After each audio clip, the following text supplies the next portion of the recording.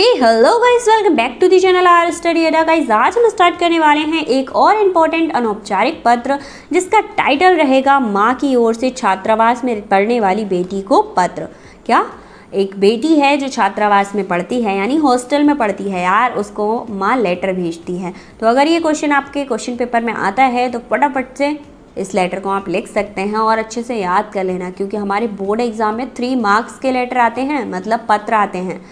तो सबसे पहले लिखना है आपको एड्रेस। एड्रेस कहाँ का? हॉस्टल का एड्रेस लिखना है, नई दिल्ली विश्वविद्यालय। ठीक, क्या लिखना है? एड्रेस लिखना है, हॉस्टल का नाम लिखना है और उसके बाद प्रिय बेटी रंजना स्नेह आशीष। तो यहाँ पर प्रिय बेटी जो आपकी बेटी का नाम होता है वो लिख सकते हैं। अब माएँ तो इस लेटर को लिखने आएंगी नहीं, आप लोग ही लिखेंगे एग्ज़ाम में, तो आप अपनी माँ को रिलेट करके इस लेटर को लिख सकते हैं। अब ये जितनी भी आपको दे रखी है बकवास, ये बकवास आप अपनी और अपनी माँ के बीच की भी लिख सकते हैं। अदरवाइज़ आपको एग्ज़ाम में लिखनी है तो आप एज इट इज़ लिख दीजिएगा। अब लिखना क्या है इसमें देख लीजिए एक बार। तुम्हारा पत्र मिला और पता चला कि हमारा पत्र ना मिल पाने के कारण तुम चिंतित हो बेटी। चिंता की कोई बात नहीं है, सुख दुख तो शरीर के साथ लगे रहते हैं, फिर भी घर में सभी कुशलतापूर्वक हैं। हाँ, तुम्हारे बड़े भाई संजय को पिछले दिनों बुखार आ गया था, किंतु अब वो पूरी तरह से स्वस्थ है। तो आपके घर में कोई ना कोई प्रॉब्लम ज़रूर होती होगी। अगर आप हॉस्टल में रह रहे हैं तो वो चीज़ें अलग हो जाएंगी, आपके घर वालों के नाम अलग होंगे, प्रॉब्लम अलग होंगी, तो उस चीज़ को एज इट इज़ आप यहाँ पर लिख पाएंगे। हमने तुम्हें एक पत्र भेजा था, शायद तुम्हें नहीं मिला। हमने उसे सादा डाक से भेजा था और तुम्हें मालूम ही है कि साधारण डाक अक्सर देर से पहुंचती है। तुम चिंता ना करो, अब तुम्हारी कोरियर से पत्र भेजा करेंगे ताकि तुम्हें समय पर मिल जाए।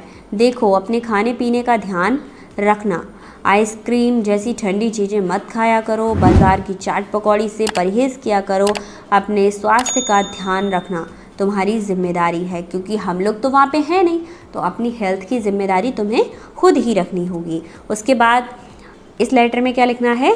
बेटी, तुम हमसे इतनी दूर रहती हो कि तुम्हारी चिंता लगी रहती है, फिर भी हम चाहते हैं कि तुम छात्रावास में रहकर अपनी पढ़ाई अच्छी से करती रहो। छात्रावास में रहकर तुम अच्छी पढ़ाई कर सकोगी तो घर में रहकर करना संभव नहीं है, इसलिए तुम केवल अपनी पढ़ाई पर ध्यान देना और घर की व्यर्थ चिंताएं छोड़ देना।